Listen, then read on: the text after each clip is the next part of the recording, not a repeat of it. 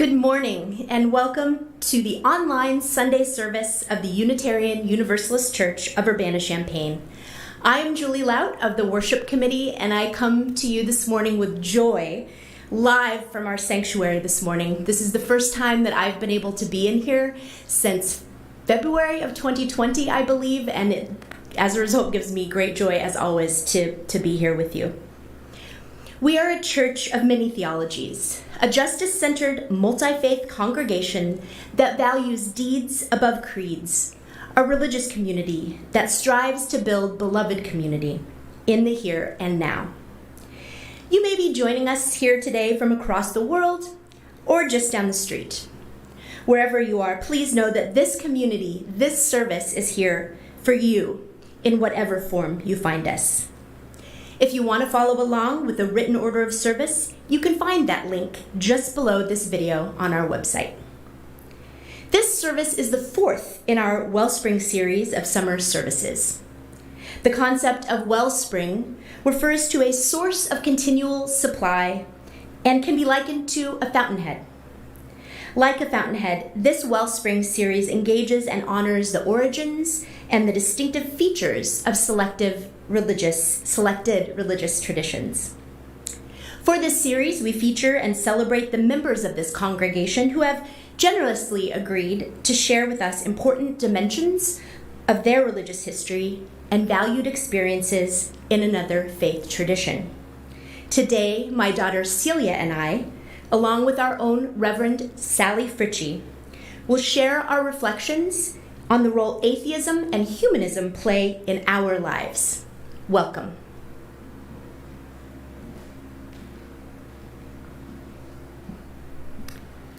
As one of our practices together, each Sunday we begin with a land acknowledgement of the indigenous nations of this area. Wherever you are listening, please bring to mind the indigenous peoples of your place. There will be a moment of silence after the acknowledgement. And in that silence, I invite you to consider something that you might do beyond this honoring to make a difference for Native nations today. We recognize and acknowledge that we gather today on indigenous land, taken through deception, coercion, and violence. We acknowledge the continued displacement and oppression of Native people and honor their commitments to survival, identity, and the protection of our world. Thank you. And now our chalice lighting. As Unitarian Universalists, we light a flaming chalice at the beginning of our service. Please join me in the words of our chalice lighting. A chalice lit in our midst is a symbol of our liberal faith, a faith built on the foundation of freedom, reason, and tolerance, a faith sustained by acts of kindness and justice, a faith that visions a world flourishing with equality for all people, a faith that demands the living out of goodness, a faith that requires thoughtfulness, a faith of wholeness. This small flame is a symbol of the spark of all of this within each of us.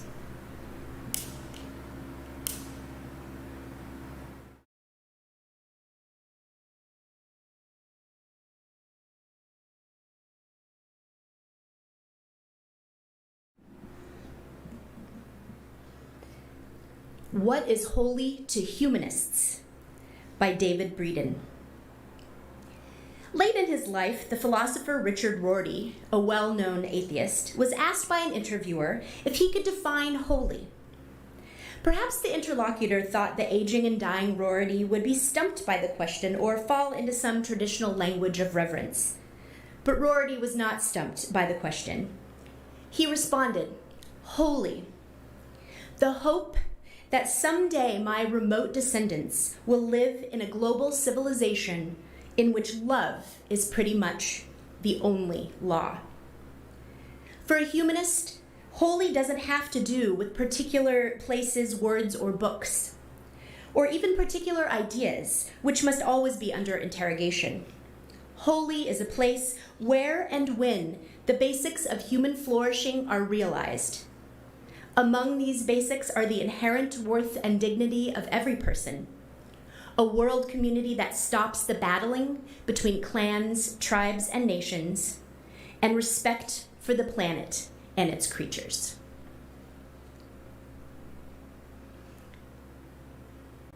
Okay, let's try this again.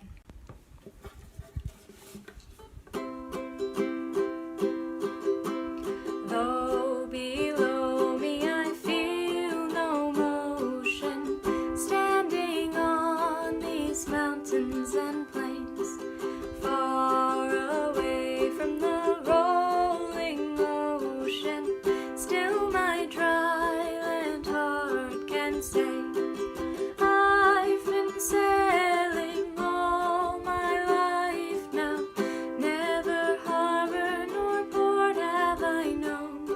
The wide universe is the ocean I travel, and the earth is my blue boat home.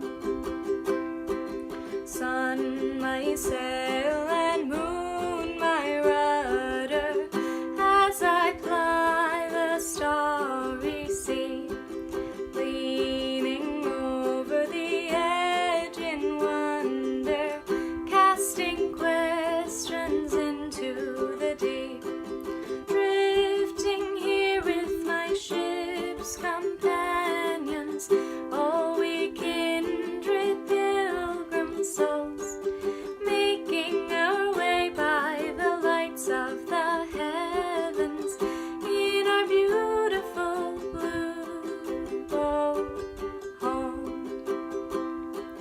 I give thanks to the waves upholding me, hail the great winds urging me on, greet the infinite sea before me, sing the sky my sailor's song. I was born upon the fathoms, never harbor nor port have I known. The wide universe is the ocean I travel, and the earth is my blue boat home.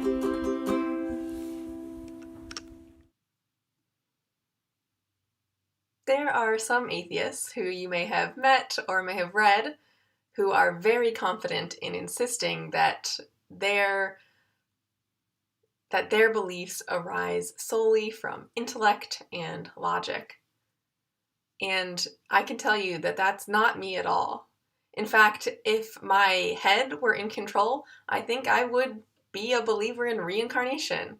But instead, my heart and my deeper, more subconscious self tells me that that isn't the truth. Tells me that that's not what I actually believe. I don't call myself an atheist because I have some unique insight into the true nature of reality. I call myself an atheist because it accurately describes me. I didn't get where I am through any particular insight or logic. I got where I am by listening to my own heart and being honest about where it led me.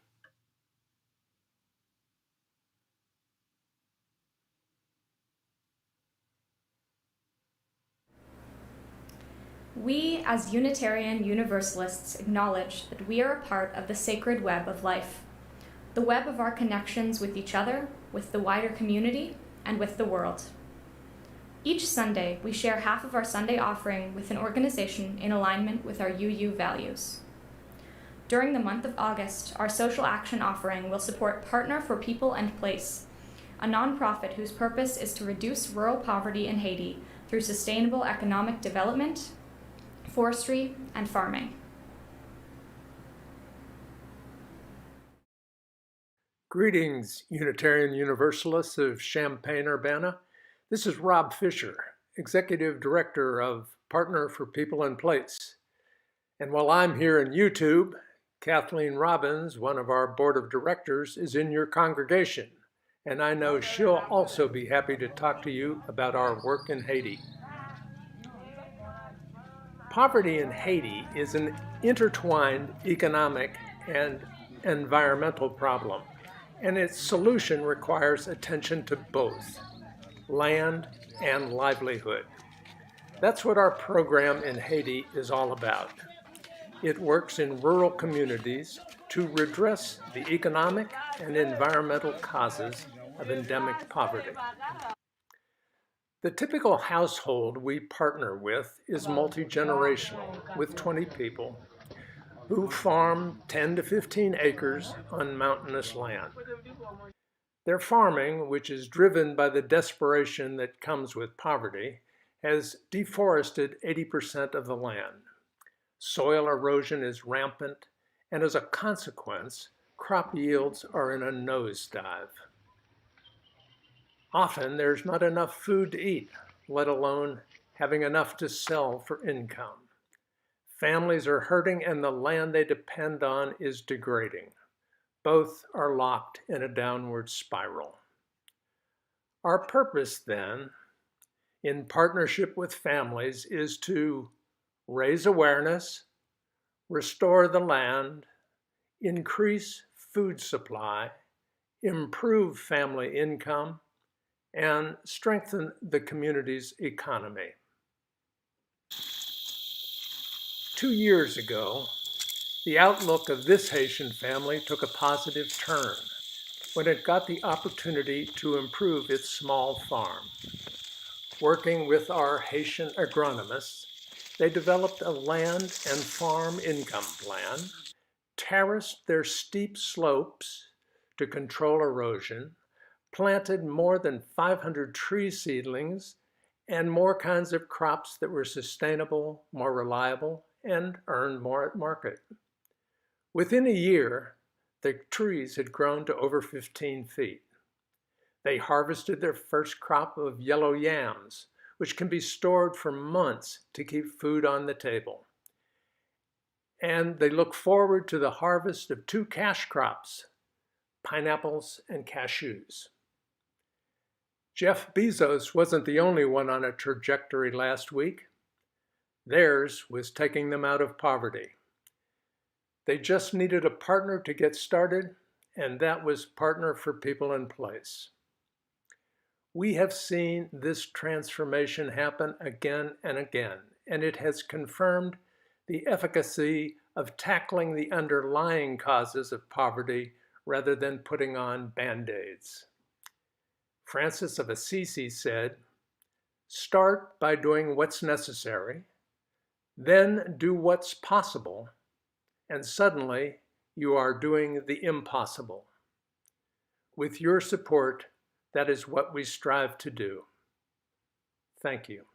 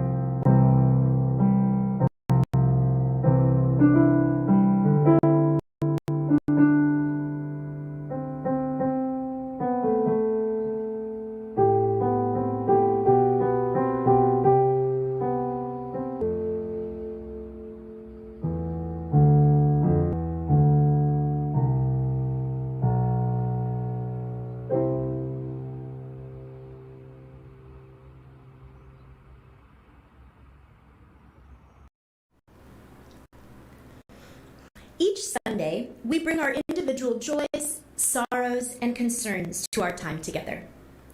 Please bring to mind the joys and sorrows in your life as we sing our blessing song. You can sing along or just let it wash over you. There is still time to send in a joy or sorrow to be shared aloud. You will see the email address during the blessing song.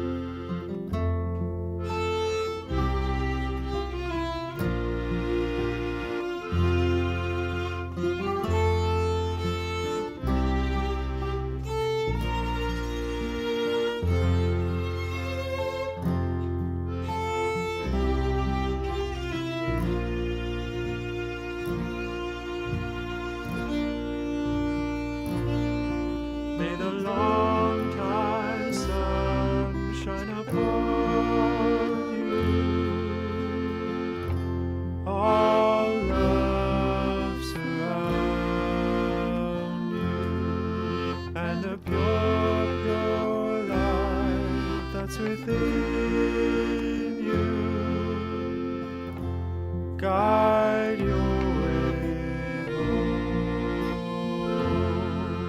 May the long time sun shine upon you.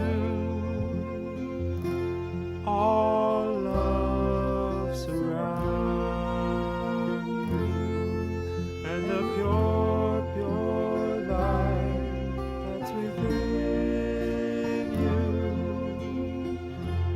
Guide your way home. May the long time sun shine upon you. All love surround you, and the pure, pure light that's within you. Guide your way home.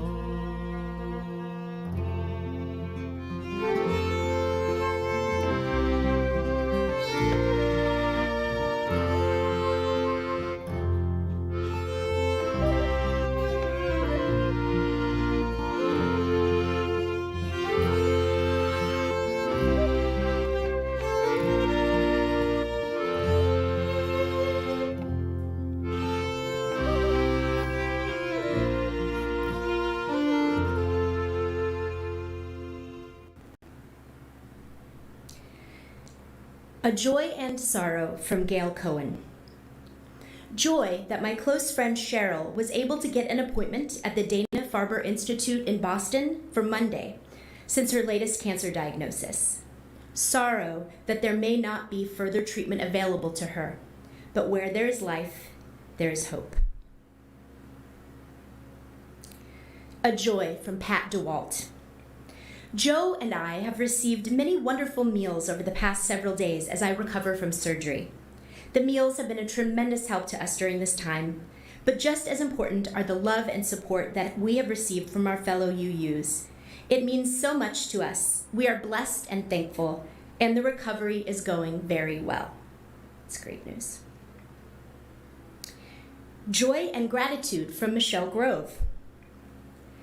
An abundance of love to the Lifespan religious education leaders and full congregation for your dedication. July 31st was my last day with you all, and I carry fond memories of our work together. My thoughts and prayers will be with you as you enter this new phase of your ministry. In the words of Becky Densmore, you are all rock stars. A Joy from Beth Simpson. Joy that a huge thistle is blooming in my yard, reminding me of Carrie Alice Lynn as I make plans to join with women to sing together in community this week. I'm so grateful for all the women who have and keep loving and working our way to visionary collective freedom.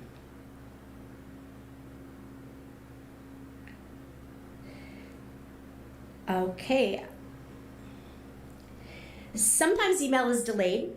So if I missed reading your joy or sorrow this morning, We will be sure to print it in the e-news this week.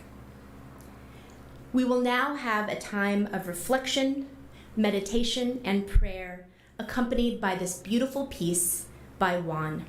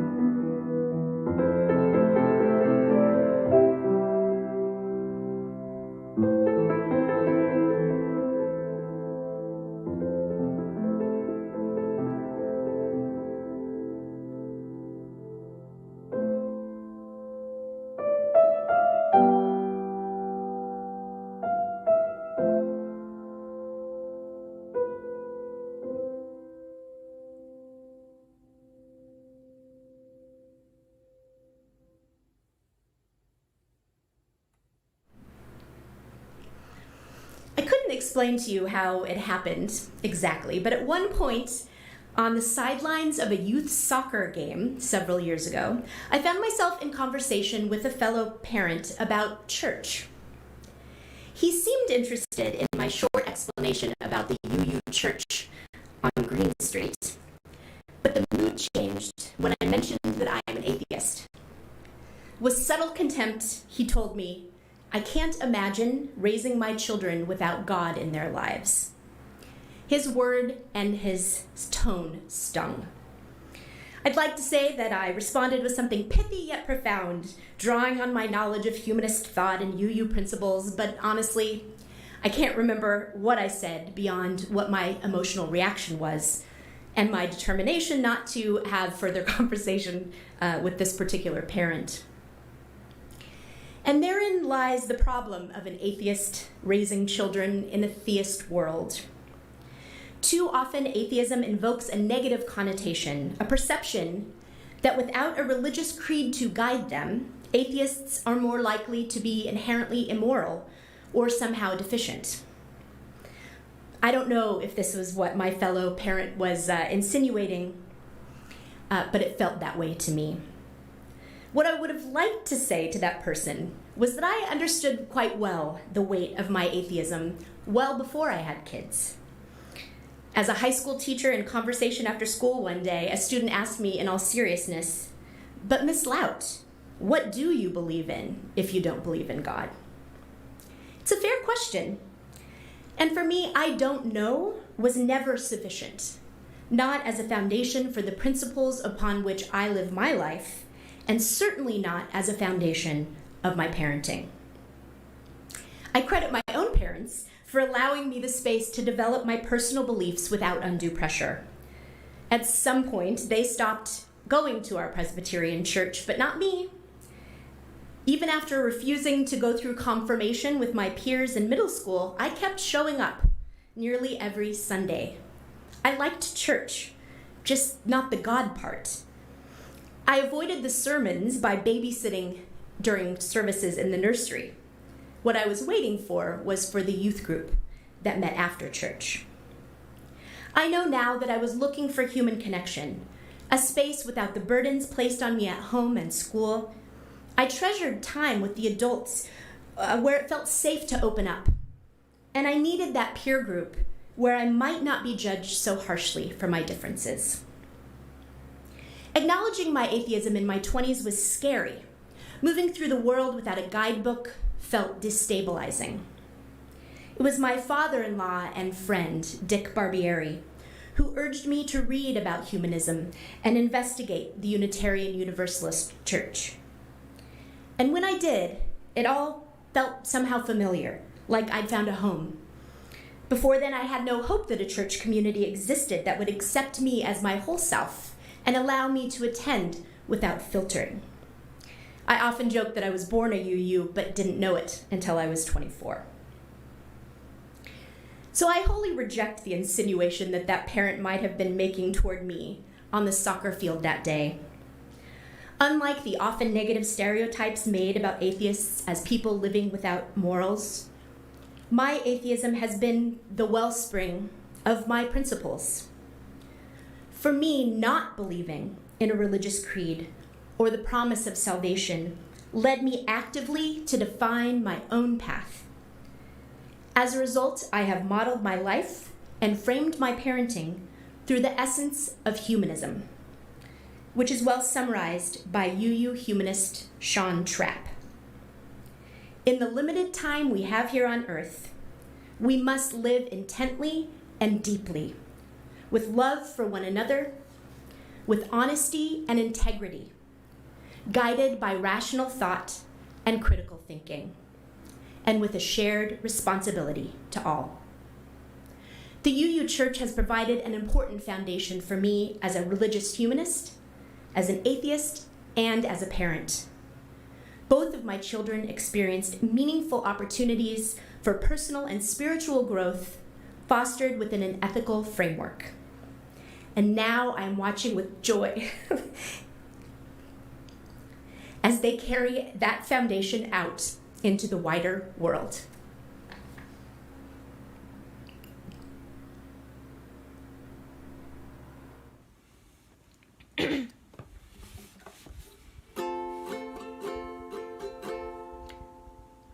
We have fallen down again tonight. In this world it's hard to get it right. Trying to make your heart fit like a glove. What it needs is love, love, love. Everybody wants to love. Everybody wants to be loved. Oh, oh, oh. Everybody wants to love. Everybody wants to be loved. Oh, oh, oh, oh. Happy is the heart that still feels pain. Darkness drains and light will come again. Swing open up your chest and let it in. Just let the love, love, love begin. Everybody wants to love. Everybody wants to be loved. Oh, oh, oh, oh. Everybody wants to love. Everybody wants to be loved. Oh, oh, oh. Everybody knows the love. Everybody holds the love. Everybody falls for love. Everybody feels the love. Everybody steals the love. Everybody heals with love. Oh, just let the love, love, love begin. Everybody wants to love. Everybody wants to be loved. Oh, oh, oh. Everybody wants to love. Everybody wants to be loved. Oh, oh, oh. Just let the love, love, love begin. Just let the love, love, love begin. I am a lifelong atheist. Although my family loves to tell the story of the few weeks in elementary school when I insisted I believed in God, the truth is that I have always felt our cosmic solitude in my bones. And the reason that I have more than once in my life wished for that feeling of solitude to go away is that being a human is scary, but being a human who has no faith in a master plan, no faith in anything except for the real world that I can see and touch and experience around me, is especially terrifying, at least for me. Because in those darkest moments, when it's 2 a.m. and there's no one left to call, or maybe your life feels like it's crumbling down around you, there's no one to pray to. And I've wished for someone to pray to, and I've never found it. So that's what I'm left with in those moments, is my atheism and my cosmic solitude and my terror. But there's an upside there, shockingly enough. When I survive till morning, as I inevitably do, and I realize that I'm not alone because I have my community and my friends and my Unitarian Universalism. There's hope and there's power there. And that's what's wonderful for me about being an atheist. Having the power over my own life and feeling agency when I keep on surviving and when I do good things. Because when I choose to live my values, the values that have been built upon by the Unitarian Universalist Church, I know that I'm not doing it because of a carrot or a stick, and I'm not doing it because I was predestined to do so, but because I know that this is the time that we have, and that I want to make the experience of others and myself the best that it can be. So yes, my atheism is terrifying, and I don't know that it will ever stop being terrifying. But it's also a part of me, and it also brings me a wonderful sense of agency and knowing that when I succeed, my victories are my own and that I've done them of my own accord. Because I have no God, and somehow that ends up working out okay, every time.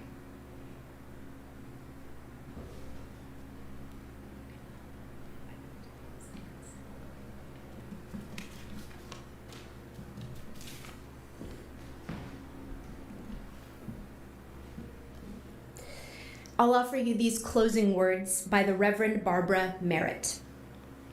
Unitarian Universalists have said for centuries that there is room in our religion for all seekers. Skeptics and poets and scientists are welcome here, as are nonconformists and shy and uncertain folk. We believe that restlessness and doubts are a sign of grace, that the love of truth is the holiest of gifts.